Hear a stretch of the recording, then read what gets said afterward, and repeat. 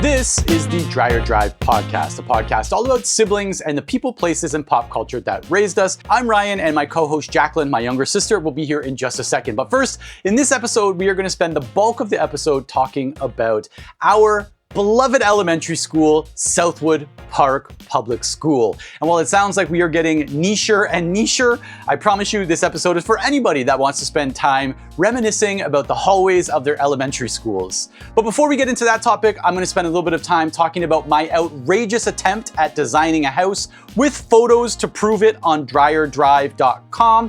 And Jacqueline will spend some time talking about the time that random strangers showed up to her house and asked her for a tour of the inside of her house while she was doing laundry.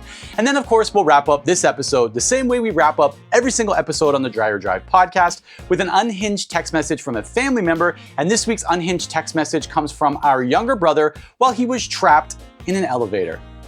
Let's do this.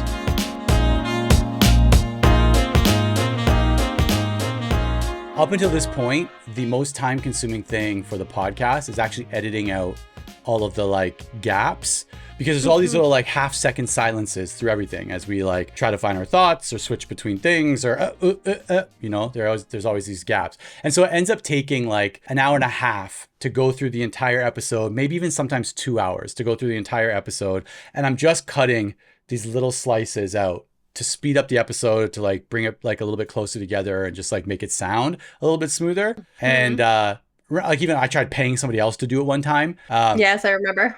So I found a piece of software that does it in maybe 37 seconds. Ooh. I'm you're my life is really excited. We got it. Part of me is really angry that I didn't find this, 9 months ago. I feel that is such a family trait to not be able to be fully happy for something because you feel like you were inefficient in the past and you're just annoyed about you should just be happy that it happened. You're like, you know what? Great. From now on, it'll be perfect. But there's that little part of you that can never just be satisfied with what you have. It's it's the main part. So much time. That's not the little part. That's the main part. There's a little part that's well, maybe it's going to be okay. Maybe I can find some optimism in this. And you're like, no, can't believe I wasted all that precious time of mine where I could have been sketching hoodies and architectural plans.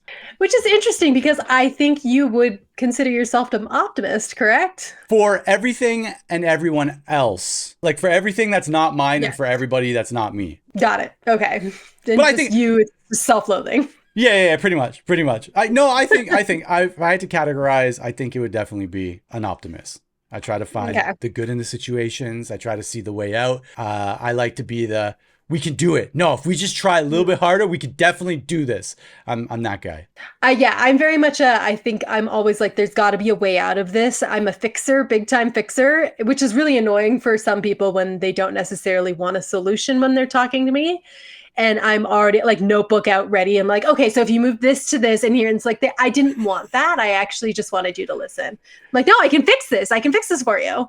It's so connected to something that we talked about last episode where I was do you do this too? Do you sketch fashion lines and write full movies, scripts and the camera angles and stuff? So, you know this because we talk but I don't know if I've mentioned on the podcast. So we are currently in the search for land here in Okinawa where we are going to then build a house. And so we thought we had land, and then it was in a good place. It was close to the ocean. And then around the same time, so two things happened at the same time. One, Noah's ballet teacher told us that they just bought land very close to where we were just looking. And then so we started looking and are there other areas for sale? Is there any other land for sale in that area? And so we found these two plots of land side by side, and they were pretty affordable. So we're can we just buy both? It would be comparable to the first piece of land we're looking at. I don't want anyone to think that we're just balling out of control over here, right? It was okay, we're looking at one piece of land or two pieces of land that would equal about the same price and same area as the first piece of land. But they're oh, sorry, we just sold half of it. And we're oh, okay, well, maybe we'd still be okay with half of that land. Turns out Noah's ballet teacher bought the other piece of land. So she said she had bought land. She was talking about that one in particular, but we had already been but this is pretty nice. And so we set up an appointment to go and view it. And it's small, it's a little bit bigger than regular Japanese land, but it's small by anything that we would know back home, especially by the standards that you're used to in Utah or in New Brunswick, where I used to live, where it's like, oh, everyone just has acres and acres, right? We're really interested in it. We've decided to start like putting in the paperwork to see like if we can get it. And so we met with a bunch of house builders, and we met with some on like one in particular on Friday that we think that we're going with. The amount of time that I have spent trying to design a house from the time that we decided on that land to right now, like I'm literally just sketches. And I'm like, I got it. Pass me that piece of paper. I'm like writing on the back of envelopes, as architects do, on the back of like a bank statement. I'm like, I need to get this out of my brain right now. And I cannot stop fixating on this problem, and I'm getting frustrated that I can't solve the problem because the way the land is shaped, and like the ocean is very close, so we want to make sure that we're facing the ocean, like all these different things, and we want to maximize the surface area so we can build a carport and build a house on top and like build a third level, and like I'm trying to solve this problem that I'm so not even remotely qualified to address in any way, shape, or form, and then being frustrated that I can't solve it. I'm like, why can't I do this? This story is hurtful to me because I do, in fact, own an architecture firm. So it does feel like this is a problem that I personally can help you solve, and you are just dying trying to do it yourself. Yeah, that's like, that is so accurate. And I think you talked about optimism. That's also like like just the unhinged optimism where you're like, no, I can do this. I can design a house. I can do this. I can totally do this. And like I said, then getting frustrated that I can't do it. We just went on a walk. Seiko and I, minutes before this podcast jumped off today, we were out walking around with Naya, and we're like looking at houses, and I'm like, yeah, I like that, but like this. And I'm indexing all these things in my brain that I'm going to add to my sketches when I get home. Mm-hmm. I should show some to you. Like I should totally... Please, no. Hold them up in front of the screen right now. Let me send it to you on Messenger. And maybe I can describe it. This is the side profile, the house that I've designed. Oh, wow, Ryan, what a... I'm embarrassed showing this to you. Look, my face is red. I'm embarrassed. What an architect. Look at you. For people who cannot see that with us, which is everybody, it is truly just a rectangle. But on top of the rectangle is a gym/office and some railing. Excuse me. There's some other writing there. Oh, sorry. There's also going to be a garage. So I'm glad that you got the basics in. Like, my house for sure needs a garage, for sure needs a gym office. Anything else, we'll worry about it later. And now can I show you what I actually have in my brain as the actual image? Yes. So this is what it we equates need to put this to. In the show notes. So like the expectations versus reality. Okay, yeah. Yeah, I can see where you're going with this. We're definitely putting this up as expectations versus reality for sure. People need to know the level of delusion that our entire family operates under. Like, yeah, I build a house, design a house, I can do that. Easy. Yeah. So, and yeah, I'm sure if you look very carefully at the drawing that I did, you can see that there's stuff on the backside coming through. That was an aborted plan. I was like, no. Oh. Let's turn this paper over again, as architects do. Let's turn this page over right on the back. Scribble. Like, these are workable plans, right? Like, I can just take these to the city and be like this. I'm bringing this right now.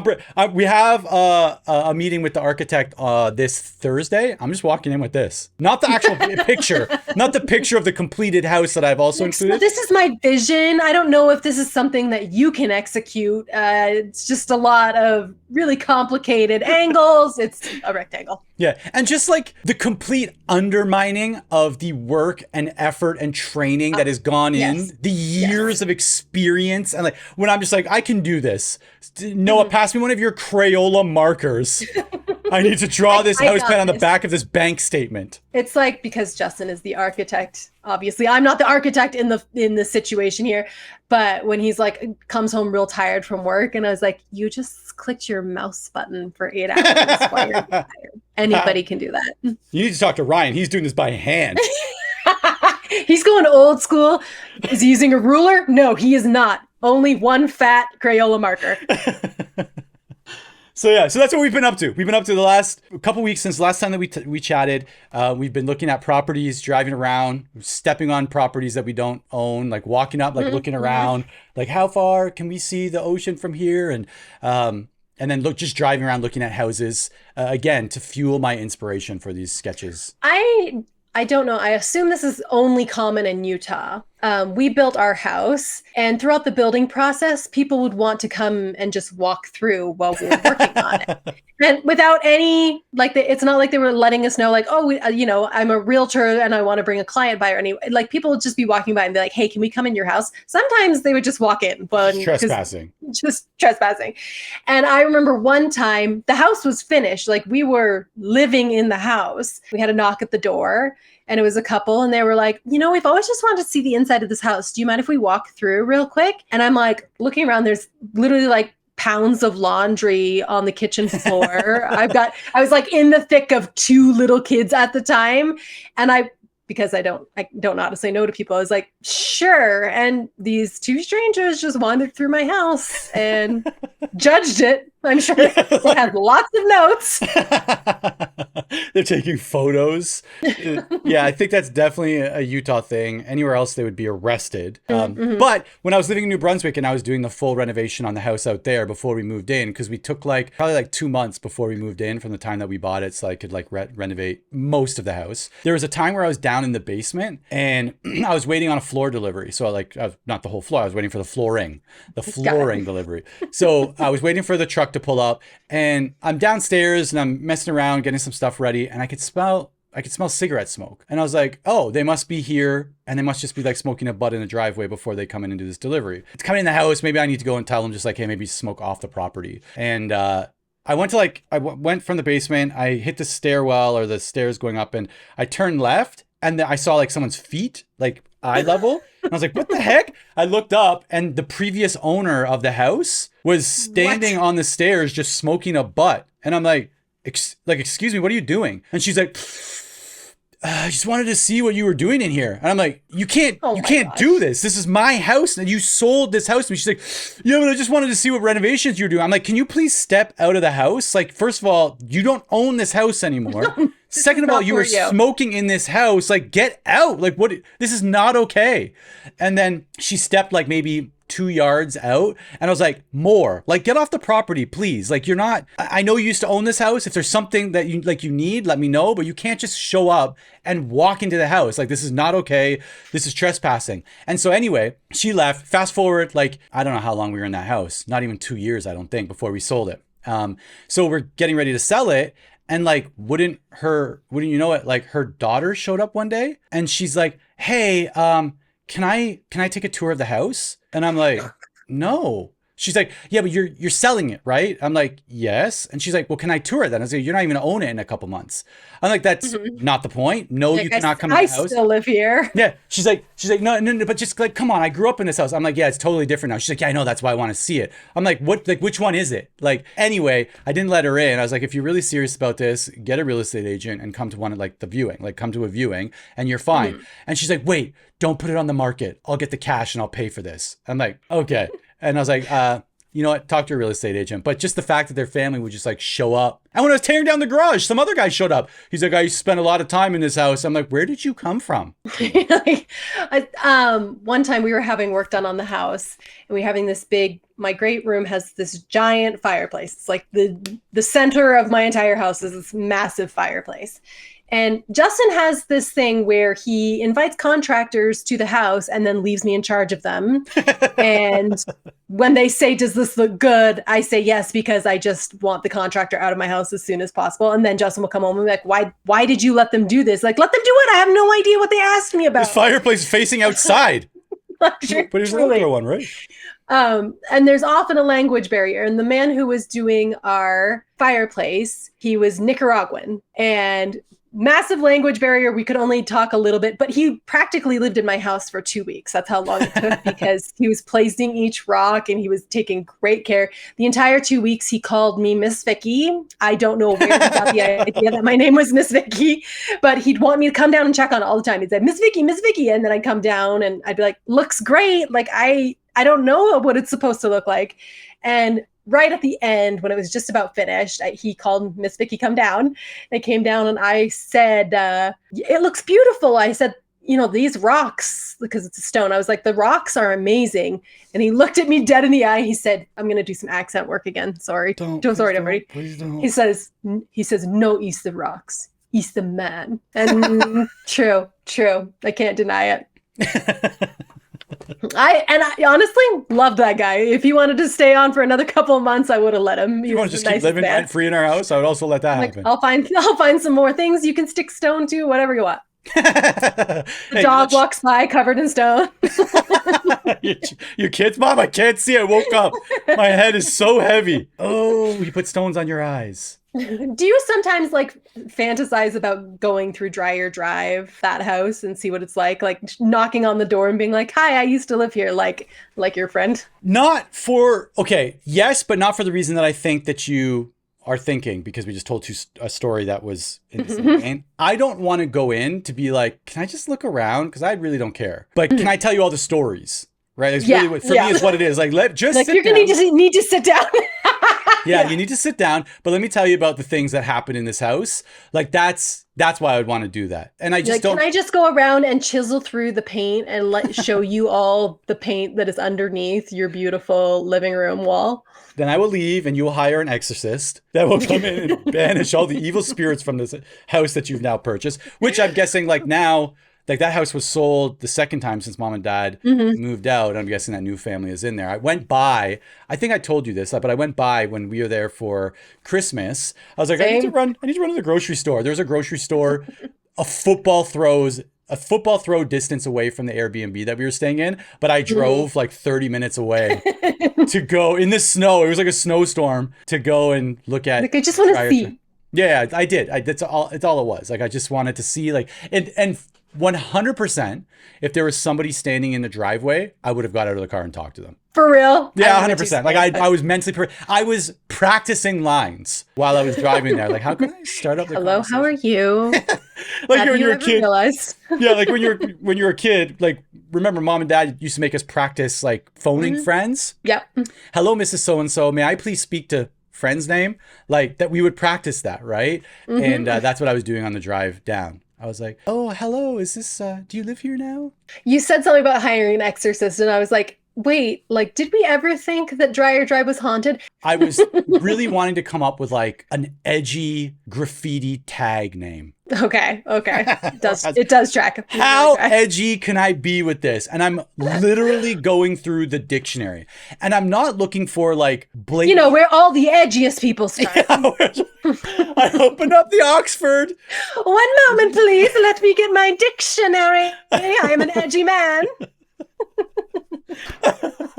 And so I am going through the dictionary, and I'm not looking for something that's blatantly and obviously offensive. I'm looking for something that only the people who know would know. Yeah. Let me be like, this guy, he gets it. I get to the W's. I'm not going to say the word because of the story, but I get to the W's and I find this word that meant this evil spirit in another language. I like it. Evil spirit, that's me. And so for a day, I practiced writing this evil spirit's name all over this paper, right? And then I had like one of those psychopaths in a movie where they're breaking the apartment. They're like, oh my gosh, look at this. And it's just pages all over the wall. That was me, but it was different variations of me writing this evil spirit's name. And so I think Mom asked me, she's like, what does it mean? And I told her, she's like, you shouldn't write that. It's an evil spirit. I'm like, come on, Mom, come on. That night, I swear. No, that night, I swear I had an ultra realistic dream that this evil spirit was swirling around the room,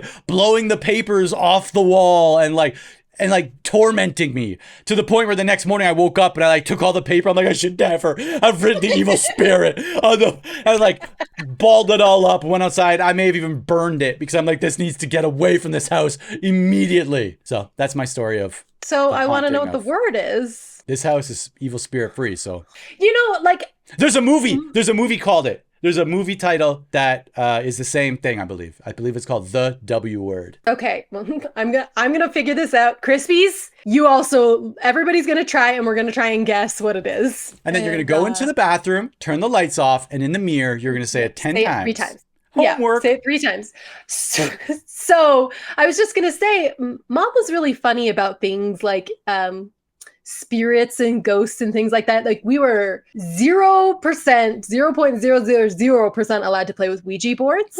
And that was something that mom was very adamant against. And I don't know how many sleepovers I had to call mom to pick me up because they would get out the Ouija board. And I was so terrified that I was going to bring home an evil spirit or something. Like, why?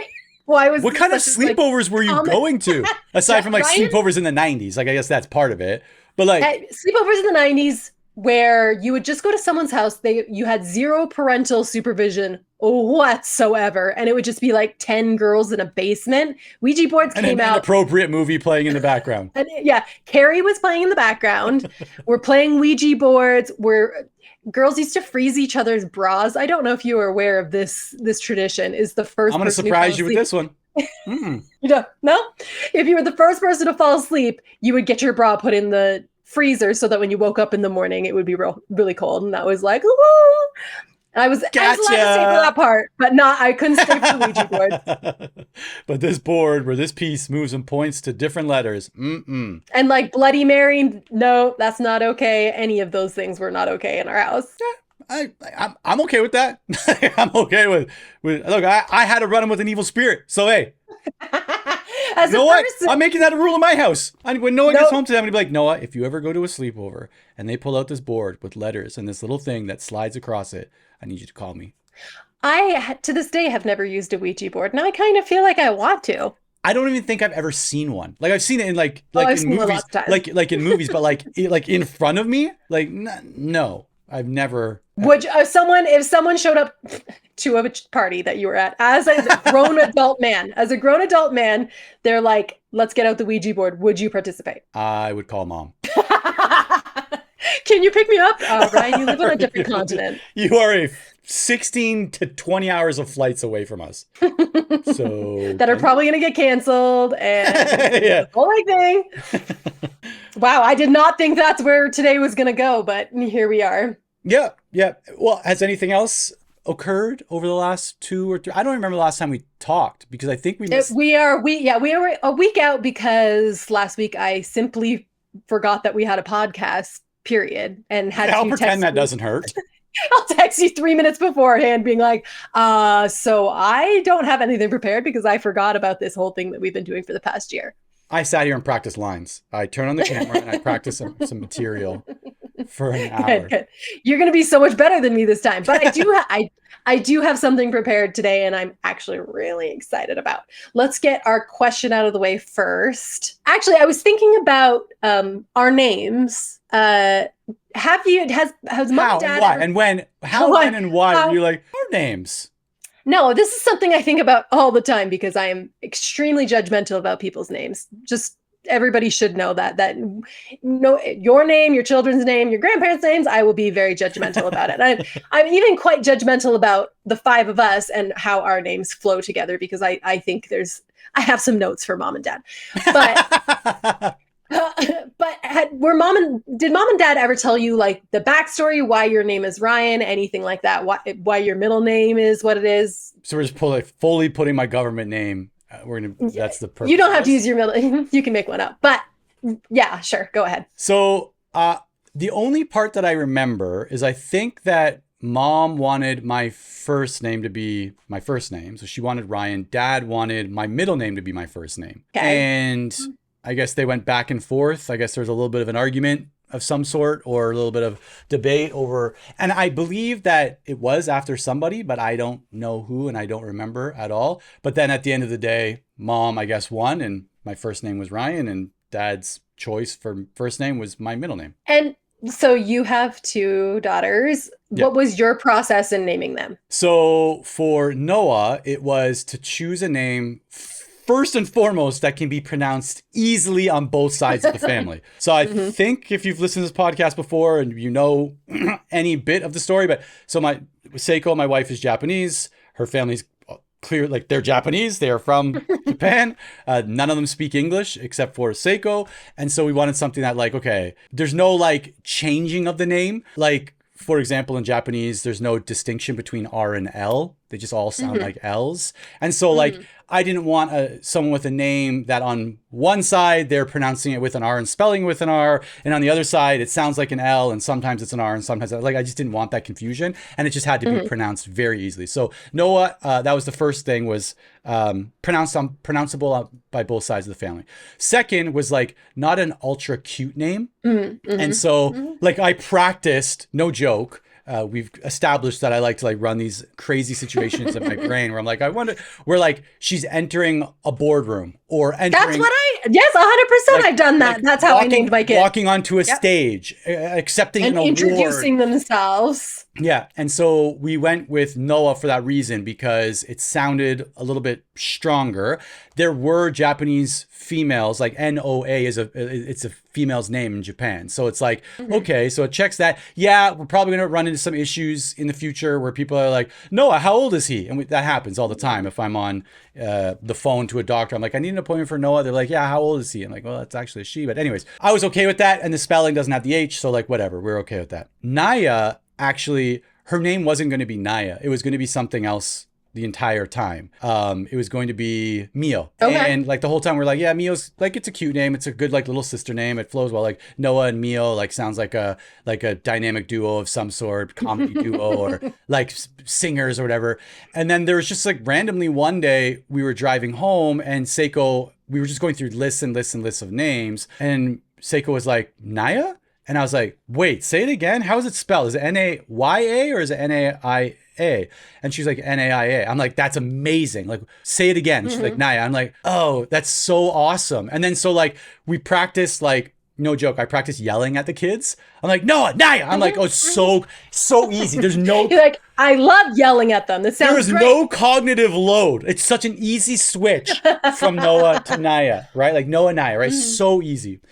Two things we failed to prepare for with Naya. Oh, before I go into that piece, the other thing we had to do is we had to choose Japanese characters to go with their names. So that's a next level of like, there's so many combinations and there's good luck combinations, the number of strokes, like this whole thing. So we chose characters for Noah that's like closely aligned with like some like nature stuff. And then for Naya, we did something very similar. We ended up going with something that's very much aligned to nature. So we like that. But so after practicing yelling at the kids before Naya was even born, the part that I didn't plan for, the two parts that we didn't plan for, one, just everyone's going to mix them up. Like nonstop, Noah and Naya are phonetically so close. It is nonstop just mixing them up. Like, well, you saw it at Christmas. Everyone's like, Naya. And then now you really are yelling at them because you can't figure it out. So didn't account for that. We're getting good at that. We're getting better at that. The other part that we didn't account for is how close the sounds for Naya and Ryan in Japanese are. So Ryan in Japanese is Naya, Dayan, Naya, Dayan. And so like, if you're yelling through the house, like, are you saying me or Naya? She's like, you. Okay. And then like, anytime my father-in-law comes here, it's just a running joke. She'll be like, Seiko will be like, Ryan, can I get the keys to the car? And my father-in-law will be like, why would Naya have the keys to your car? Like, it's just nonstop. Like, Ryan passed this. Like, how can Naya pass that? Right? Like, it's just nonstop. So that part didn't account for, and just how easy it would be to mix up the names. And then the final part I'll say is, I don't know if we'll have another child, but now we are really painted into a corner. Yep. And you would know all about that. And by the way, if you and Dan didn't do what you guys did, I wouldn't feel so pressured to keep it up on our side. What we did is that and without planning, each named our kids names that all start with the same letter. And I didn't mean to do that. Well, first of all, let's go back to my name, because that was the start of the question. I just went. You just went for it. Actually, I know what my name was originally supposed to be. Mom had a scrapbook where she said her first boy would be named Dane, actually, and Daniel. Dane is from a book called The Thunderbirds that Mom liked, and so she originally wanted to name him Dane. My name was originally supposed to be Brandy Lee. Oh, we did talk about this before. Brandy Lee was my original name. Brandy Lee. And my name, Jacqueline, simply came from right before Mom had me. She said that she had a friend who was also pregnant. And she said, oh, what are you going to name her? And she said Jacqueline, and mom was like, okay, actually that's my name now, so I'm going to use it. And so I don't know where that friend ended up. I can only assume that they never spoke again because mom definitely stole my name from her. I will be grateful forever because I just don't feel like Brandy Lee really represents the person that I am today in any way, shape, or form. Maybe the Utah part a little bit, but everything else, no. But for my kids... Also, your drink choices are definitely Brandy Lee category. It's giving Brandy. It's giving Brandy Lee. For my kids, though, we didn't have like huge... I think there's people who have like really connections with the names that they're using and they have a lot of meaning. For me, again, it was same as you. I wanted them to have names that got them taken seriously. So that was like number one most important thing. And they each have middle names that are family names. But other than that, they're first names. And I started with Addison. And then I had Andrew. And I only really meant to have 2 kids. Once I had a boy and a girl, I was like, cool, got my matching set. I don't need to have any more children. And so then when we got pregnant with Aaron, I had painted myself into a corner and really couldn't do anything about it. I did want to tell you, though, one of the reasons I picked Andrew specifically, because again, my kids also have really just kind of plain run-of-the-mill names. I didn't want to do anything out of the ordinary, but Andrew specifically, because every Andrew I've ever met has always been really kind to me. And so I had really good feelings about it. And you had a friend named Andrew, and I don't know if you know this, but we would always go to these dances. Oh, okay. Yeah, I know what you're talking about. We would always go to these dances, and we were really close in age. So we, sometimes our friends groups would overlap or whatever. And during my most awkward years, which were most of my teenage years. All of them? Still ongoing. We've heard about you at the car wash. We know that this is still going on. It's still awkward, but we've established that I did, in fact, look like Milhouse for several years. Cargo pants, as a sunglasses. Teenager. But your friend Andrew always made sure that I never missed a slow dance. If I was standing on the wall and I had friends who were really pretty and always got asked to dance, I would say I had like maybe a 60-40 success rate on being asked to dance.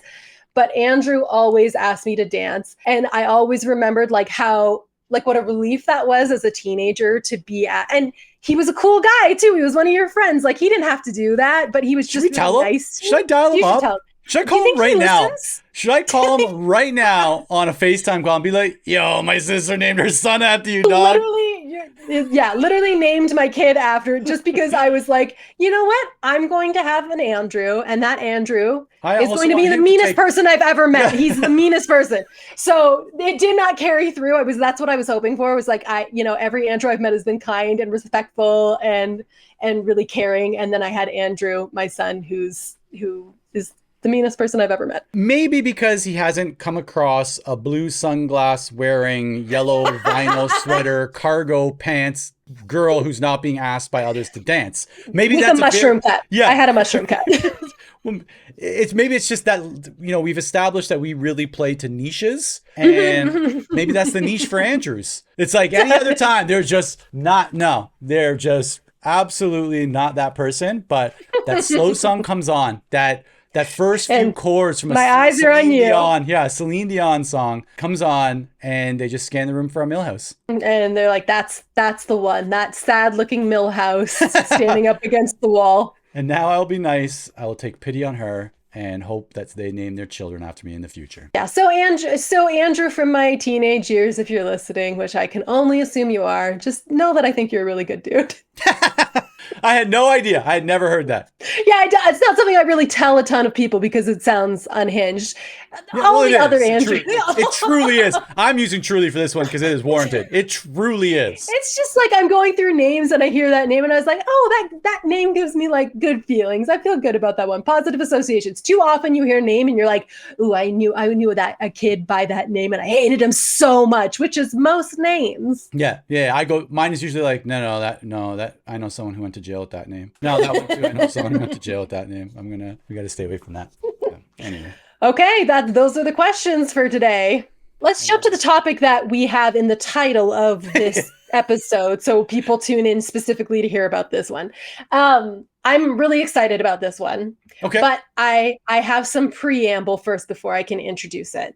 I would say I'm shocked and surprised, but those words exactly were spoken in last week's episode. Although the preamble was for the question. You know I love a preamble, so okay. I'm going to read you something and then give you some information about it before we actually jump into the topic. What's my role here? Am I guessing or am I just listening? Right now you can just listen, and when I start giving you some more context, you'll clue in, okay? Okay. All I really need to know, I learned in kindergarten. Does this sound familiar to you? Oh, you started. I thought you were just proclaiming that.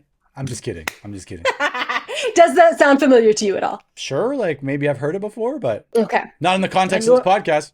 I'm going to read this.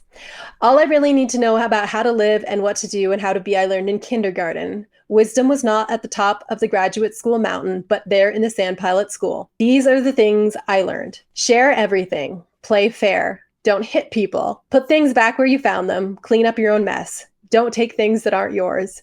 Say you're sorry when you hurt somebody. Wash your hands before you eat. Flush. Warm cookies and cold milk are good for you. Live a balanced life. Learn some and think some and draw and paint and sing and dance and play and work every day some. Take a nap every afternoon. When you go out in the world, watch out for traffic, hold hands, and stick together. Be aware of wonder. Remember the little seed in the styrofoam cup. The roots go down and the plant goes up, and nobody really knows how or why, but we are all like that. Goldfish and hamsters and white mice, and even the little seed in the styrofoam cup, they all die. So do we. And then remember the Dick and Jane books and the first word you learned, the biggest word of all. Look, everything you need to know is in there somewhere. The golden rule and love and basic sanitation, ecology and politics and equality and sane living. Take any one of those items and extrapolate it into sophisticated adult terms and apply it to your family life or your work or your government or your world, and it holds true and clear and firm. Think what a better world it would be if we all, the whole world, had cookies and milk about 3 o'clock in the afternoon and then lay down with our blankies for a nap. Or if all governments had a basic policy to put things back where they found them and clean up their own mess. And it is still true, no matter how old you are, when you go out into the world, it is best to hold hands and stick together. So this was word for word a poster that was very familiar to me when I was a kid. It was written by a man named Robert Fulghum in 1989, which would be the exact year that I was in kindergarten. It was written as part of a book of essays that became a #1 bestseller on the New York Times bestseller list. It sold 7 million copies and made Robert Fulghum overnight a celebrity and a millionaire. It spawned everything from merch to a failed TV show to other books, even a musical that they tried to create from this exact. Wow. What was the failed TV show? It was just like they tried to formulate it into something that would work and it never really worked, so it was abandoned. But I do have a really fun fact that Bart Simpson writes, I did not learn everything I need to know in kindergarten in one of the starts of The Simpsons. And Robert Fulghum was a member of a rock band with Matt Groening and Stephen King, two people that we have definitely talked about on the podcast. The heck? The rest of the book are just essays on how to deal with other people through the lens of what you've learned in kindergarten and school. And I realized that's exactly what elementary school is. So I think it's finally time that we talk about Southwood Park Public School. Why would you not give me a heads up on this one? Because we're just going in fresh. We're spitballing. Before we get started, though, Southwood Park Public Schools, obviously this public school that we went to, elementary school, it's grades kindergarten through 8th. And this poster hung on the wall in Southwood Park Public School. In fact, I looked up the exact one because there's different iterations. The one that I don't know if maybe this looks familiar to you at all, had an apple on it.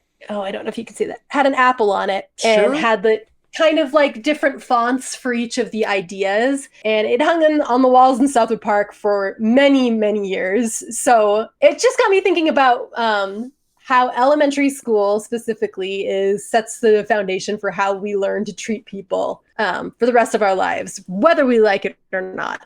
And so that's my framing. That's my framing device for talking about our beloved Southwood Park. And I'm watching the statistics for this episode, and 99% of our 3 listeners just dropped off. No, this is one of those things, like, I said, I kind of hope that people who listen to the podcast like see us as kind of surrogate siblings to them. Like maybe they don't talk to their siblings as much, or maybe they don't have them, maybe they're only children or whatever. Like these are conversations you have with your siblings. And even if you did not go to Southwood Park, we've all been to elementary school. We all know how that goes. And I feel like the experience is pretty straight across the board. Everybody has the same experiences. Now, the other week we were talking about totems that we would use if we were building something for Ajax. Yeah, we were specifically talking about the if we were doing pottery, like yes, for the great we were pottery. Sculpting. Yeah, if we were sculpting, what would we make? And we had talked about, yeah, go ahead. Mm-hmm. And one of the things that you brought up was this giant stone bear at Southwood, and I would like you to talk more about that. Yeah, so I'm probably going to get some of the facts of the story wrong. Well, this is lore. So that you can have as many wrong facts. Oh my gosh. While you've been talking, I actually I went on Facebook to see if there is a Southwood Park like group. And there is. Yes. And lo and behold, there is, first of all, they just celebrated Yes, I'm literally looking at the same picture. It's so wild. So I'm going to do my best to tell the story as I remember it being told to me throughout the years of being at elementary school. So Southwood Park Public School, I guess we now know it's 56 years old this year. But I think it was the very first day of school for Southwood Park. The principal or the vice principal driving to school and was killed in a car accident, and they memorialized him by putting a giant bear statue on the grounds of Southwood Park Public School. That's also what I heard. But again, these are stories that like 8-year-olds are telling each other on the ground, in the playground, while we climb all over this stone bear. So here we go. I'm going to read it to you right now, okay? Henry Hugh Sellers. I found it as we've been talking. Henry Hugh Sellers, vice principal. In 1972, Vice Principal Hugh Sellers died in a car accident. In his memory, the Sellers family placed a granite bear sculpted by E.B. Cox in the playground. He brought to his school a vast fund of knowledge and experience and a broad cultural background. He could turn a serious negative situation into a cheerful, positive one by sheer force of personality. It doesn't say anything in here about it being like going to his first day of school at the first day of the brand new school. Part of the lore to me also was that kids often said he was buried underneath the stone. Oh, sure. Yeah. Buried. And funnily enough, I don't think the Southwood Park mascot ever was a bear. They really struggled with finding their identity. You were the Bears. I don't know what they are Bruins. now. We were the Stallions and the Stingers for a while. We were also the Southwood Park Fighting Irish, I think, at one point. Which is really interesting because it was a French school. We were the Southwood Park Fighting Irish. Here we go. But we were, I believe, at least for basketball one year, for sure, we were the Bruins. When you think about Southwood Park, how would you categorize your experience? You're there for 9 years, I guess, kindergarten through 8, and then you graduate in high school. What was your experience at Southwood Park like? How about I go through some of the like singular experiences that might. Yes. And then we can kind of cobble together what that means. Yeah. So 1, do you remember Beardo 649? Oh, 1000. I've told my kids about Beardo 649 multiple times. So there was this teacher, I can say names and stuff, right? Yeah, honestly, go for it. We still talk to a lot of these teachers. And yes, even if we don't talk to those teachers, we talk to teachers who will then go tell the teachers that we're talking about. So there was a teacher, Mr. Blakelock, who rode his bike to school every day. So we called him Mr. Bikelock. Icon, legend. Yes. And so he would grow his beard out for a year. And you can imagine how long it gets. And then he would hold a raffle in the school. You would buy tickets, 25 cents for a ticket or whatever. And then the winner, whoever's name was drawn out of the raffle tickets, would get to shave his beard in any design they want. And he would have to wear it for that for a day. And then I believe it was the hottest ticket. I was like, you wanted that. You wanted to hit Beardo 649. And so a couple of the rumors / pieces about that. 1, I believe the money went to charity. 2, I don't know if he was just pulling our legs, because he liked to challenge people's thinking, right? Yes. And he said that he was making a pillow from the beard. You got these kids just like wanting to shave his beard and then thinking that he would collect all the beard clippings and stuff them into a pillowcase. And then we would be like, what are you going to do with the beard, Mr. Blakelock? And he'd be like, I'm making a pillow. And we just took it. Like that was it, right? So, but he would say things like, he would tell us the earth was flat. And he would tell us the earth was flat simply to get us thinking about it and talking about it. I think, right? That was it. But my favorite Mr. Blakelock story is we've established in other episodes, I was really into basketball, loved it. I thought I was going pro. Like I thought that was my calling in life. And there was this one year where we didn't have, I must have been in grade 8. And we didn't have a basketball coach. And so Mr. Blakelock stepped right up. He's like, I'll coach them. And I'm like, yeah, like, let's do this. And I remember this one, we show up for practice and Mr. Blakelock is like, all right, guys, we are going to practice a Haka. And I'm like, a what now? And he's like, in New Zealand, there's this like group of people and they do these things called Hakas. And it's to like, you know, respect, but also scare opponents. And I'm like, sorry, we're talking about basketball, right? Like shoot the ball into the hoop, get 2 points, go and play defense, right? So instead of practicing basketball, he had us practice this Haka to do before the game. You know what I'm talking about? He's like, you're making crazy faces, like stomping. The skinniest white kids you've ever seen. Yeah. And so we go to the game, like the first game of the season or whatever. We've practiced this Haka. We are ready. And the other team is like practicing their layups and like the weave drill, half court stuff before the game. And Mr. Blakelock is like, hit it, boys. And we're like, now? He's like, Haka time.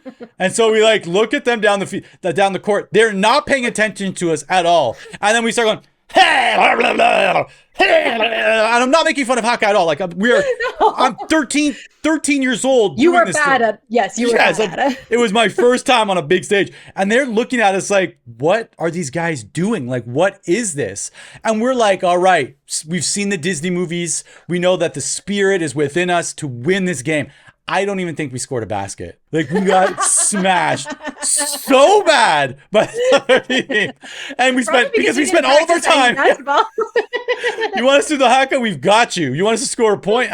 We did not think to practice that in basketball practice.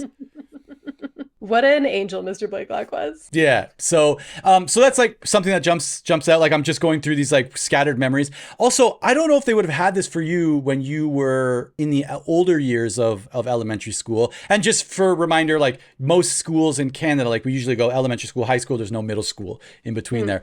But our science room. So do you remember the science room with all of the jars? Yeah. And there were like pig embryos in formaldehyde.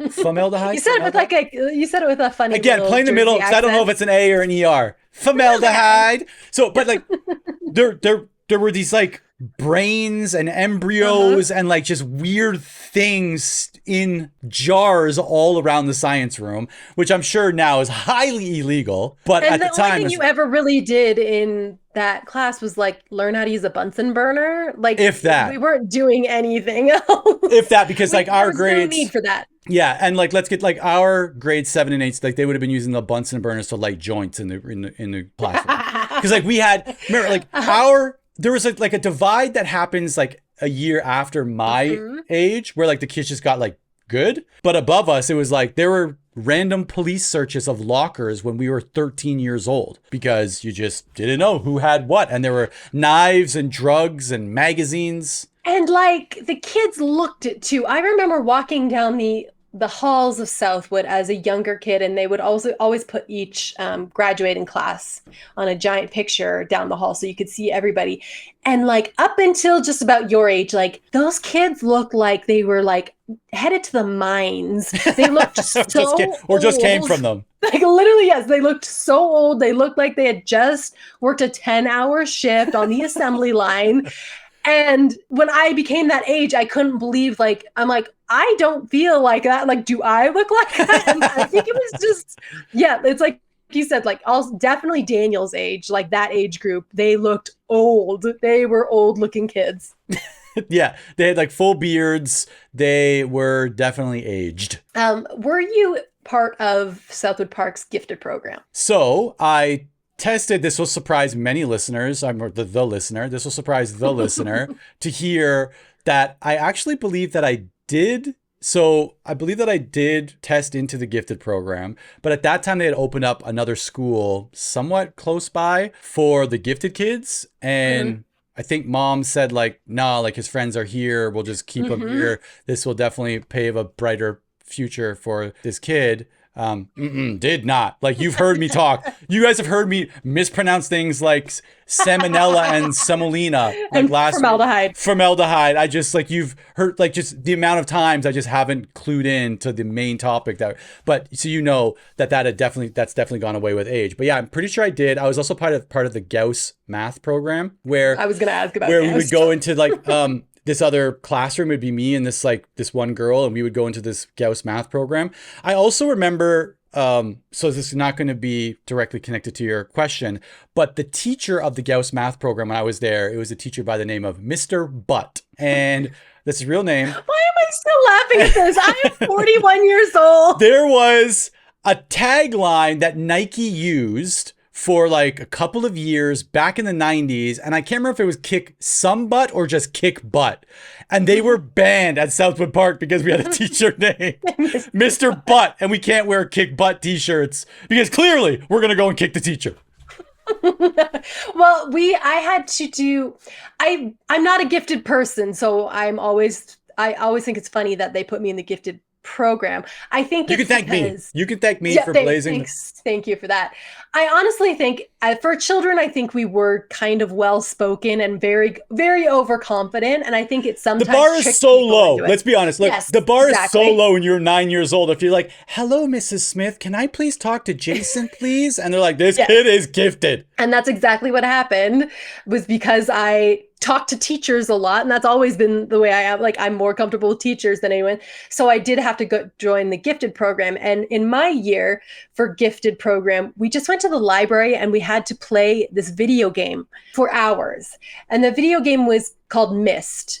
And Myst spelled with a Y, right? It was spelled with a Y, wasn't it? And Myst is this game. The best way I can describe it is almost like a video game escape room, where you had to solve certain puzzles to move forward in the game, but you couldn't solve the puzzle until you solved this other puzzle that would give you the key and the pattern to enter into and it was the most frustrating experience of my life because I am not actually a gifted person. So I was up there with like six like 12-year-old geniuses, and then me just wanting to go back to class like a normal kid. Eventually they gave me like the guidebook that went along with Myst because they could see that I was struggling so very badly. But because I was because I was well-spoken, I was relatively confident as a child. We would do these, I don't know if you remember this, in grade 7 and grade 8, we went to camps. In grade 7, it was, I believe, Claremont, and grade 8, it was Candelore. Do those ring a bell at all? 6 and grade 8? Maybe a 6 and 8. One of them was Claremont, one of those Candelore. Yeah, Candelore was the big one. That was like the grade 8 one, yes. I believe. And Claremont, I believe, was grade 6 or grade 7, yeah. Claremont was the smaller one. I think it was either like a day trip camp or maybe even just like you stayed over one night. Candelore, you stayed over several nights. And when we got to Candelore, the kids who were your counselors were the kids who had graduated like the year before.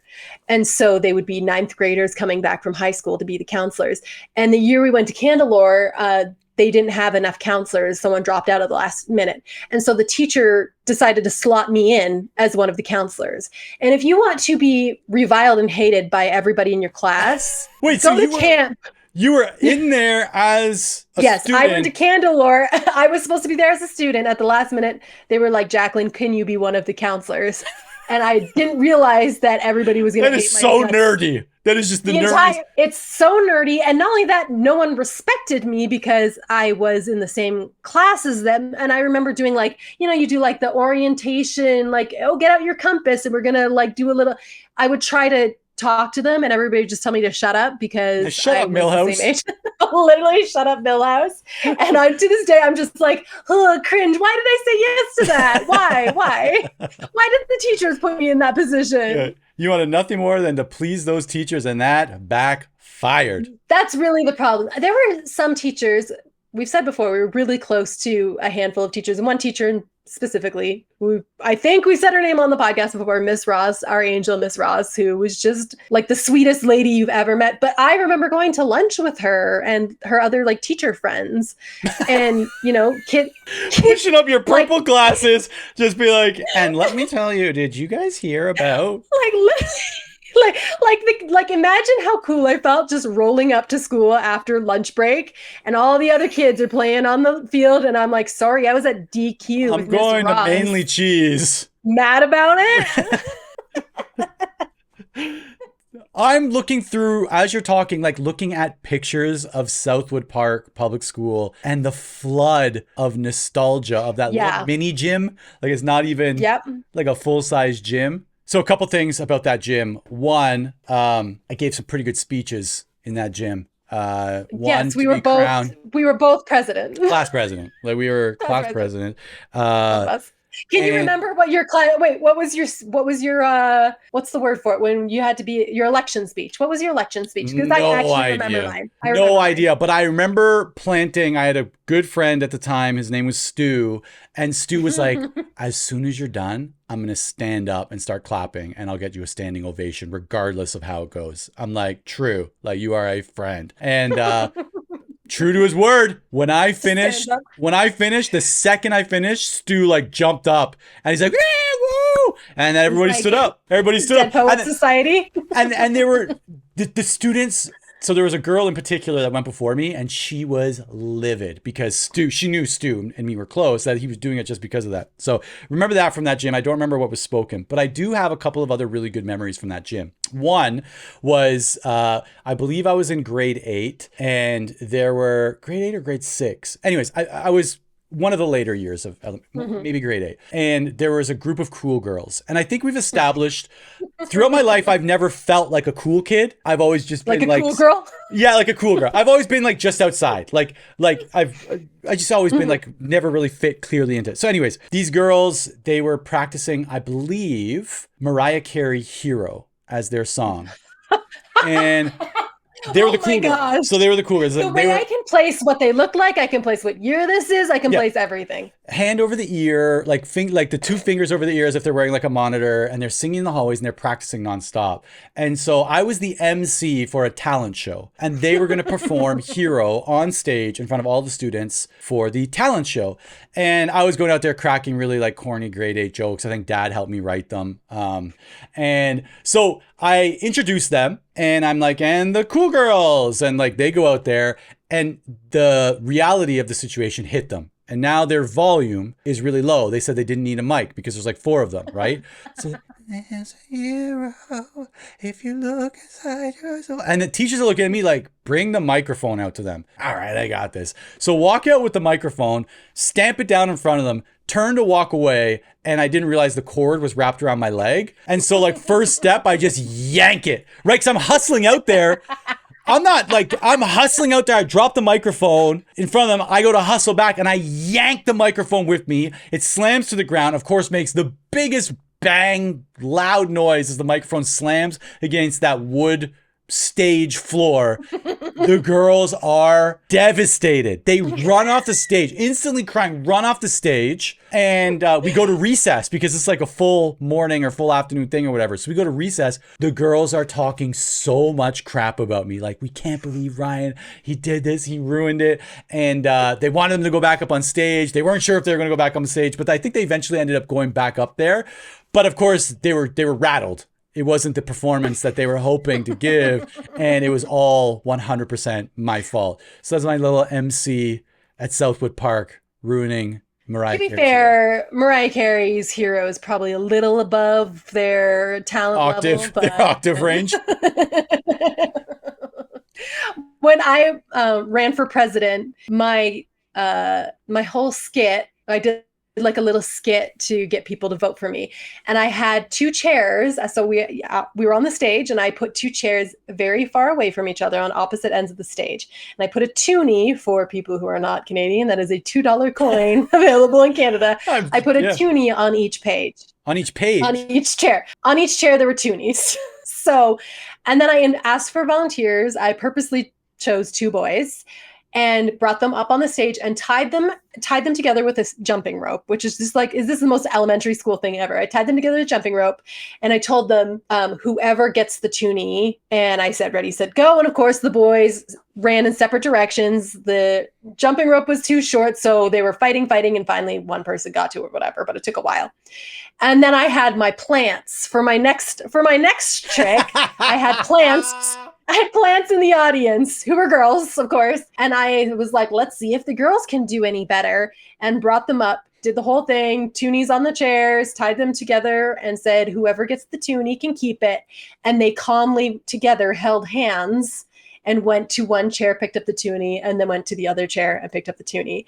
And I was like, this is just an example of what we can accomplish when we work together. Everybody clapping, cheers, clapping. You dropped the microphone.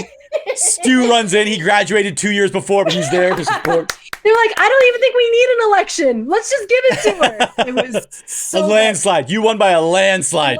Like I don't think I've ever recovered from that. That's the highest high point of my life. Did you also go through the presentation? So I already mentioned this, but our grades and above, up until again about my year, there were some of like the bad kids. There was a drug presentation, and it may have been part of like Dare or whatever, but they brought in actual drugs. Like they're like, yep. It's cocaine. Yep. And they had like a baggie of cocaine stapled against some poster board under the word cocaine. I don't know if you remember, it was the VIP program, Values, Influences, and Peers. Sure. That makes that all sounds like it would. But like I remember the lights being off and the police were there and they're like, we're going to give you a presentation about drugs. And it was just drug after drugs. Like, this is called angel dust in the streets. I'm like, angel dust? No. Yeah, I'm not even joking. Angel dust, it's stuck in my brain because I think there was also like some real crime television show at that time, and like the whole thing was about angel dust. But like, I remember there being like actual drugs, I'm guessing, like stapled against this board.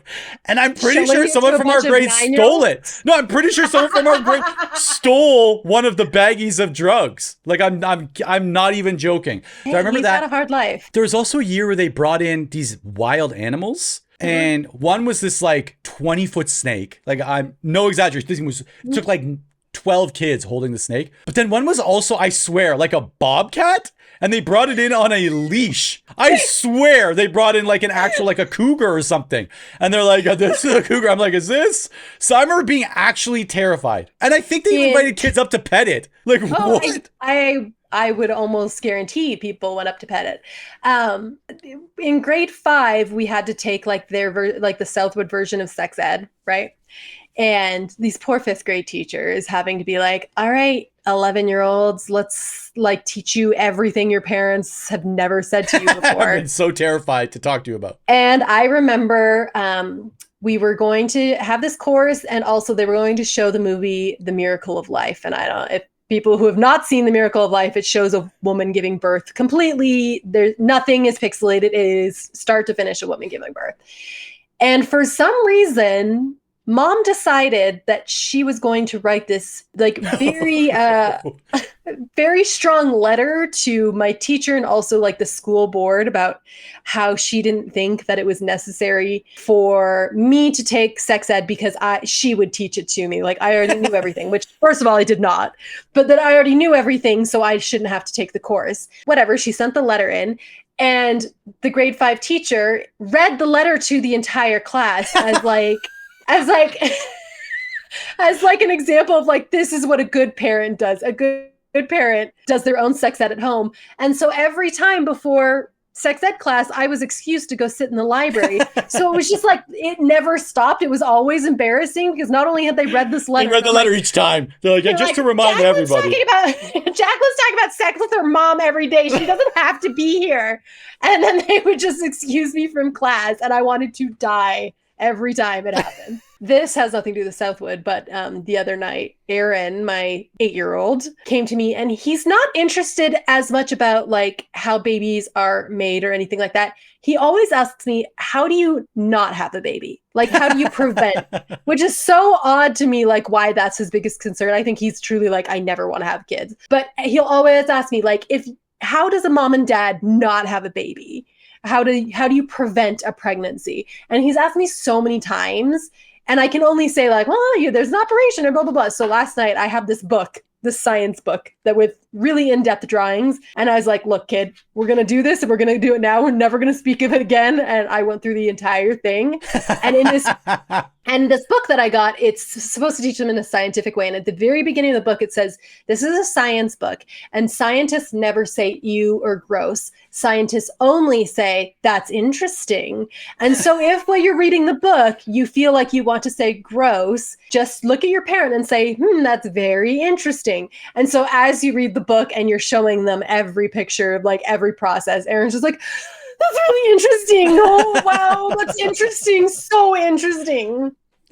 So, moral of the story, I don't need to rely on public education to teach my child. You will write a letter. I will write a letter, and he needs to go to the library every time they have class. Is there any memory to you that like you remember Southwood and you're like, was that really the way that education was supposed to go? Or is that really like, was that really okay? Like, do you have anything in your brain that pops out as like, that was weird? Well, Beardo 649's got to be up there pretty high. He also just reminded me of another thing with Mr. Blakelock. He ran a football league, like an intramural football league, and we were named all of the Canadian university, like their team names, and he made us play by the CFL rules. So for if you're in the US, you probably are completely unaware that Canada has its own football league. There's like 3 teams and they play with a different size ball. The goalposts are different. The field is different. There's different rules. But he made us play by those rules. We'd be out there like playing NFL rules because that's what everyone, of course, was watching on TV and wanted to be. And he would come out and he would make us play. He's like, 3 downs. The goalposts are here. Here's the ball that you're using. He would like make us use it. The Argos would never do this. Yeah, exactly. Like the Calgary Stampeders. One thing that I was, when you said something that probably wasn't okay or the way education was supposed to be, I actually had a conversation just the other day. I had a FaceTime with one of my elementary school friends. We went to Southwood Park together. We met in 4th grade and we've been friends ever since. She was literally in my wedding. But we got talking about like what it was like in Southwood, and she was like, do you remember when the teachers would let you mark everybody else's tests? And I was like, yeah, that seems normal. And she was like, no, Jacqueline, that wasn't normal. Like, imagine how like messed up all the rest of the kids in the class felt when you were sitting at the teacher's desk. They're equal. Marking their math homework and their English homework. And I was like, well, sorry, I was everybody's favorite. Sorry, I was a top performer and you were not. We talked about it at lunch when we were getting our mac and cheese. in the teacher's staff room. You remember just going in there, just smelling burnt coffee. Dude, I can smell it right now. I'm still looking at pictures as we've been talking. This is incredible. It's crazy. There was in grade 5, there was a grade 5. Oh man, all these stories are coming flooding back. I wish we had more time. So a couple things. So grade 5, I was in a grade 5-6 split, and I was friends with a lot of the older kids because they were friends with Dan, who was a year older than them. And like there was this like weird crossover that happened. But I remember our grade 5 teacher, Mrs. Brown, I remember Mrs. Brown. She fell down the stairs in Southwood and like missed a year of teaching. And so we had substitute teachers like literally just for like the entire year. It was like just a rotation until they tried to find one. Ryan, this is going to blow your mind, but I had her for 4th grade and she had an operation on her leg. And we also only had substitute teachers for a year. What? So that year, every day, do you know what we would do? At the time, we were getting ready. The big school trip that year was to go watch Joseph and the Amazing Technicolor Dreamcoat. Yep. Which we performed. Yes, we also, well, you performed. The entire year we just drew a scene, like just a giant mural of Joseph and the Amazing Tech. Every day we were doing this, like literally every day we would draw for like 4 or 5 hours. And she would do this thing when Mrs. Brown was there. She, did this thing where it was like calligraphy and calisthenics combined. And I forget what it was called. I forget what it was called, but she would put on this music and you would draw to the music. There'd be these like shapes, these like paths and these shapes that you'd be drawing. I think it was like in preparation for us to do cursive writing. Oh my God. That was a thing. but you would write to music, and then you would finish that and she'd be like, all right, back to the mural. And then like the science, not the science teacher, substitute teacher then would just like carry that on. She'd be like, all right, looking at Mrs. Brown's plan, you guys are drawing murals for 4 hours today? And we're like, yep, that's what we do. That's what we do here. Yeah. So anyway, what I'm trying to say is for Jacqueline to be the top performer of her class, the bar was extra low. The bar was low. And you know, when you're young and you think these teachers are so much older and wiser, and now you're just like, these teachers were kids and these kids are just trying to get through the day, and some of them did it better than others, let's be honest. Yeah, but it is like a really like, I think we've talked about this before, and I'm sure there's still a few more stories that we might be able to get through, but it's not an experience that is unique to us, right? Mm-hmm. Like you talk to any kid, they'll tell you about their urban legends, the gossip about teachers, the teacher that lived in their car, or the teacher that is dating that teacher, which they probably were. Like they probably were because they're adults and they can date each other outside of the school. Like all of that stuff, right? They did a first aid class in they did a first aid class when I was in grade 7. And I remember the teacher's name was Mr. Mash. I totally remember his name was Mr. Mash. And instead of just teaching us CPR, he also told us like all of the stories that I guess like he'd either been like he'd firsthand witnessed or that he had heard people witness that were totally inappropriate for like 13-year-old kids. He's like, one time I watched this woman get trapped between a garbage truck and a wall. And because the garbage truck was pinned so tightly against her torso, the paramedics decided that if they pull the truck away, she'll die instantly. So they had to call her entire family to come and say goodbye to her while she was pinned against the wall. And then they moved the garbage truck and she died instantly. I'm like, thanks, Mr. Does anyone else think this is wildly inappropriate for a 13-year-old to hear? And likely untrue. Yeah, it was absolutely untrue. But anyway. I think if I was able to encapsulate like my Southwood Park experience into 2 words, it would be the words pizza day. And I'm not sure if we talked about pizza day before in the past. Pizza day has remained like, I would say a touchstone of my entire personality. I'm laughing, by the way, if you can't tell. For the last 35 years, I would say, maybe even longer than that. At Southwood Park, once a month, you were allowed to have pizza day. And pizza day, they would send around these little envelopes the day before, and you would mark what kind of pizza you wanted and what you wanted for your drink. Your parents were supposed to put the money in the pizza day envelope, and then you brought it back. And then that special day, they would bring pizza. Canadian schools, or at least at that time, Canadian schools didn't have cafeterias. We didn't have school lunch programs. So pizza day was a big deal because otherwise you either went home for lunch or you brought your lunch to school if you couldn't do that. So pizza day was a big deal. And oftentimes, just like pizza day, there are 5 kids in our family. It just wasn't going to happen for us. And oftentimes mom and dad would just be like, it would be cheaper for us to just order an entire pizza and you guys could just come home and eat it. And so I learned to be deflective, I guess would be the word about pizza day. I'd get the envelope and I knew very well I probably wouldn't be getting anything back, but I'd still circle everything that I wanted because that's what everyone was doing when you were filling out your pizza day envelope. I know, like, I'm not bringing this back. There's not going to be money in this envelope tomorrow. But then I'd really start to talk up my options that were not pizza day. And it was like, I wanted people to feel bad, first of all. I wanted people to feel bad and I wanted to feel superior. And in feeling superior, I would probably start a week before pizza day and start to make comments about, campaigning. Like, you know, it's stupid only having one slice of pizza. You know, it's the best having a whole pizza to yourself. You know, it's really gross. The chocolate milk the school serves you. I only drink ginger ale at home. And so by the time pizza day rolled around, it was very clear that I was going home for lunch and not getting pizza. I had been so conspicuous about the fact that I was not getting pizza and that I was proud. I was proud not to be getting this pizza. Like, you suckers, you lemmings at Southwood Park Public School eating your pizza at your desk. I'm going home. I'm having 6 pizzas by myself. And I guess my family just loves me a little bit more. Like, bye, see you later, suckers. And then I go home and eat a bowl of cereal like I would every day at lunchtime. But I always think about that as like kind of like a metaphor about still act, anytime I feel even the slightest bit inferior, instead of being like, you know what, this person might know more than me, or this person might have better life experiences than me. I'm like, this loser over here.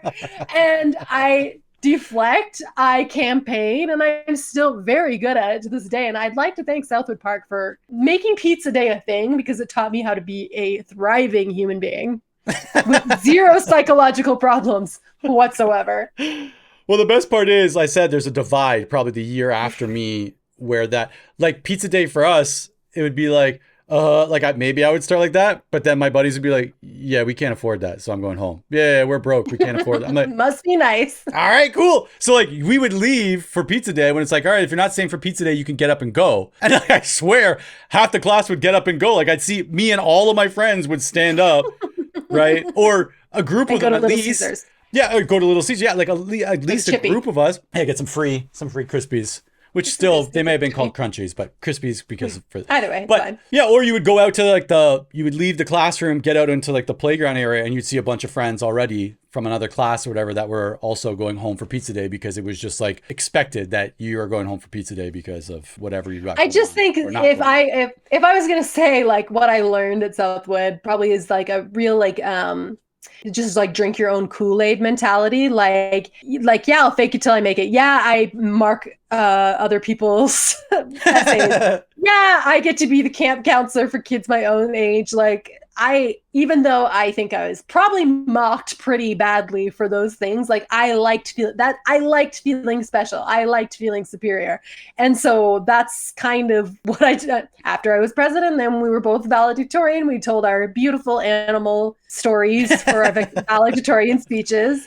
Like I liked that. What was the biggest bummer was going to high school and realizing that I wasn't special anymore. Sure, and that hits you right in the face on like day number one. Yeah. Like but I was valedictorian, right? Like that matters, right? It matters here. We're teenagers. I'm marking your guys' tests, right? They're like, sorry, sit down. What are you thinking? No, you're not doing this. So if you were able to encapsulate like what you learned, or how, kind of going back to this everything I needed to know I learned in kindergarten. What were the lessons? What was something that you learned that you're like, this actually formed a core part of my being that I still utilize to this day? I don't own any kick butt t-shirts. Okay? I do not own a single one. I do not. Yet I still play a red butt, which was a ball wall game. And maybe this is everyone for elementary school. But the thing that actually jumps out to me about elementary school, so for those like 7 or 8 years that you're in elementary school, like there are some pretty cool experiences that we had with teachers. Grade 7, Mrs. Taylor would make me the reeds for the bassoon that she was borrowing from the high school so that I could play the bassoon. Or Mr. Weidrich like playing, rock and roll for us and getting us to sing Cats in the Cradle instead of Hot Cross Buns, right? Or Miss Ross reading books to us that I know now would probably be banned, but were like, I would say, foundational for my own belief system. And she'd be crying, like, I hope I can put that other, but like watching her like an adult, like being like crying while reading the book because it was impacting her. And you'd be like, Miss Ross, why? And then she would explain why. And then like those kinds of things, like weirdly enough, have like kind of stuck, which is for sure. So bizarre that like there are like, so my takeaway is this, and this is probably like people don't tune in for this kind of stuff. The person doesn't tune in for this kind of stuff. We'll tell them what they tune in for. Yeah, we'll tell them. But that like there are ways for kids to get it. Like there is a community, right? And I think that was it. Like for me, the way that the teachers seemingly did actually care, like, do you know what I mean? Like we joke about a lot of stuff on here. We talk, but I think elementary school for me was like there were a lot of people that cared about kids going out into the world with a good head on their shoulders, I guess, and knowing the type of kids, especially again like up until our grade, that there were kids that were like, maybe they had 2 parents at home, maybe not. You could probably make guesses about the finances at home, like those kinds of things. And it was still just a pretty like overall good experience for all of us.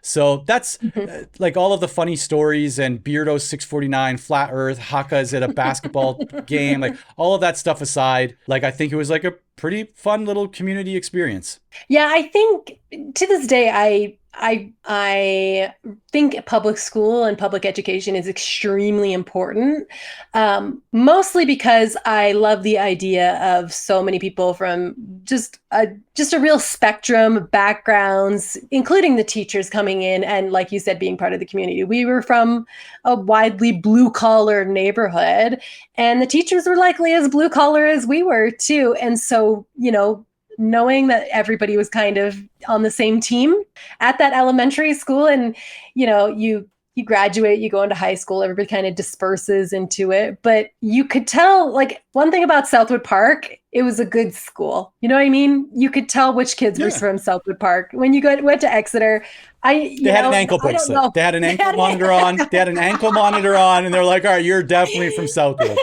They were cosplaying as teachers. But yeah, it was a good school, and it turned out good kids and good people. Yeah, again, I think there was a division somewhere in there, but yeah, I think so. And so I'll finish with this, and it's more of like, it's not like a single story, but it was an experience that happened every year. And I don't know if, I know for a fact they don't do this anymore. The last few days of August, going into the first couple of days of September, when school starts the following week in Canada where we grew up, like in Ajax where we grew up, school starts the first day after Labor Day weekend. Mm-hmm. And that nervous excitement, tension that starts to build in that last week of August, knowing that at Southwood, they're going to tape up pieces of paper onto the windows that show you which class you're going to be in.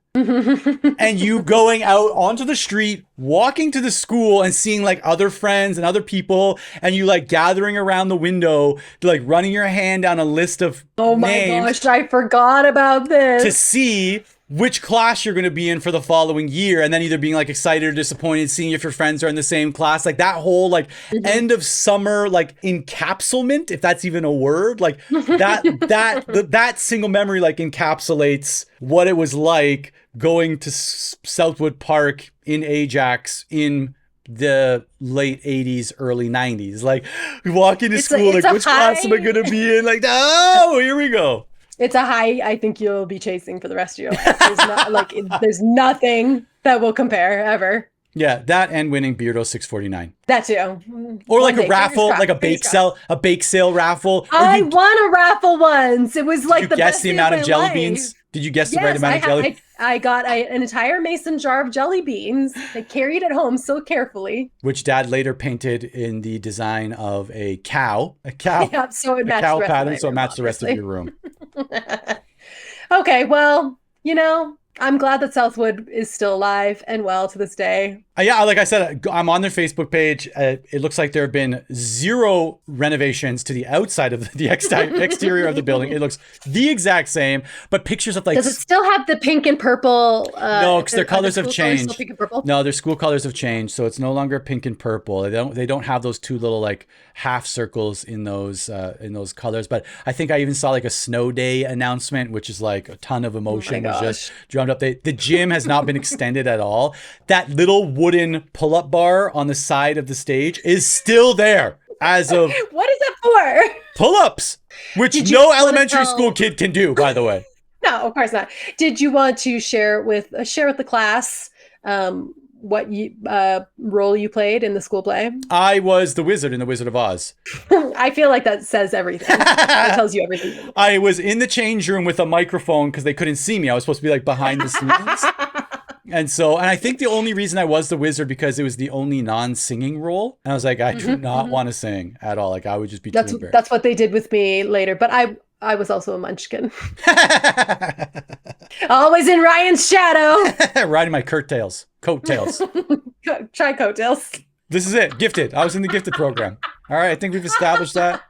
Perfect. Jeez. The amount of, and I can't even edit half the stuff because it's like so embedded into like a sentence. I just got to like, all right, I guess we're putting this one out there too. With curtails in it. Curtails. You're just riding my curtails. Curtail means maybe I was saying with an accent. Something completely different. Totally know that, but maybe we just say I was saying with an accent. Riding my curtails. Which accent? That one that I just did, which you spent a lot of time in Kentucky as a child. Riding my curtails all the way to the top. All right.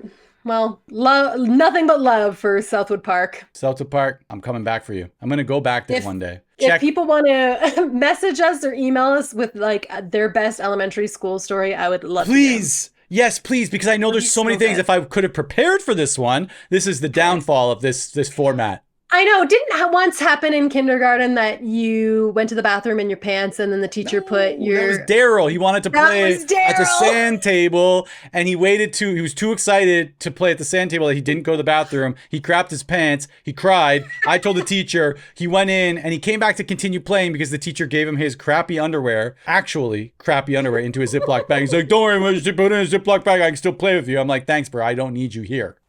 The way Daryl is catching strays all the time on this podcast. No, this is a different Daryl. This is a different Daryl. That was... Because remember, I mistakenly identified Daryl, Dan's friend, as the puker in the blue van in a previous episode. But no, it was actually Drew that puked in the van. So anyways, yeah. No, Southwood, nothing but high bar content from us week after week. Are you ready for an unhinged text from our family member? I am ready. So did Jonathan tell you about when he got stuck in an elevator? No. Recently? No. Recently? Like, okay. How recent? Like just before he moved to London. No, please tell. Okay, I got a text from Jonathan at 10:08 p.m. one night, and it just said, "So I got stuck in an elevator for 2 hours tonight." I said, what? Where? Also, instant panic attack just hearing about this. Jonathan said, at work. I stayed late to work and then I went to go get a snack. And when I went to go take the elevator back to the office, it just stopped. I said, this makes me sweaty. What did you do? That it was 8:30 when it happened. And then I was rescued at 10:30. Also, my phone died. I said, no, stop. No. I know. He said I had 4% when it happened. So I called the alarm thing on the elevator and they were like, we'll call the technician, but we have no idea how long it'll be since it's nighttime.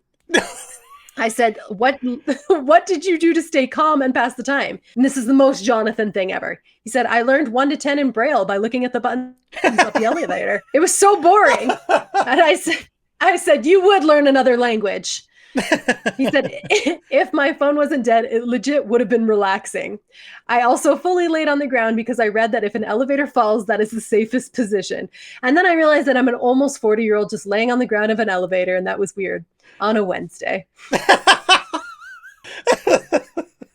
I would love to see that as like a hidden camera where you do it not just with Jonathan, but you get every member of a family. And over the course of 12 months, you give them all the same situation to see how they would all respond. They all react. I would just have fluid coming out of I would be like throwing up, peeing, poo. I would just be like this, and now I can't hold anything. Like I would just literally like wouldn't be able to I wouldn't be able to at all. I would convince myself that it was Mission Impossible and I could probably take the top off the elevator and climb up through the shaft or something like that. Because I'm like, I can fix it.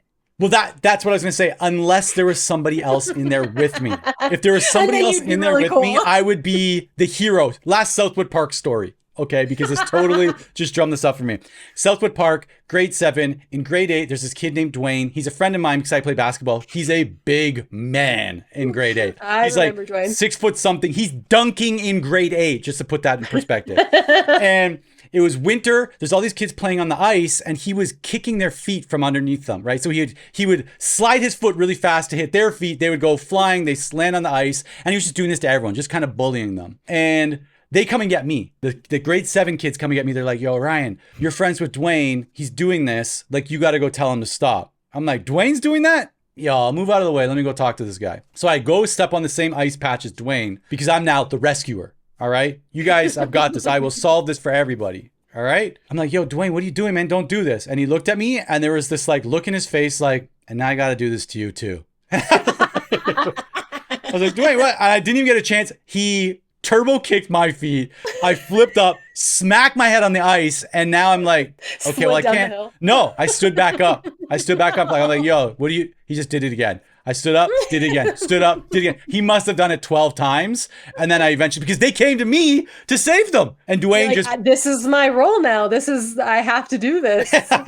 Until the bell rang. Until the recess bell rang. And Dwayne just kind of shrugged his shoulders like, all right, I'm going back in. And I was like, me too, actually. And then... like, do you want to hang out later? We went and play basketball 2 hours later.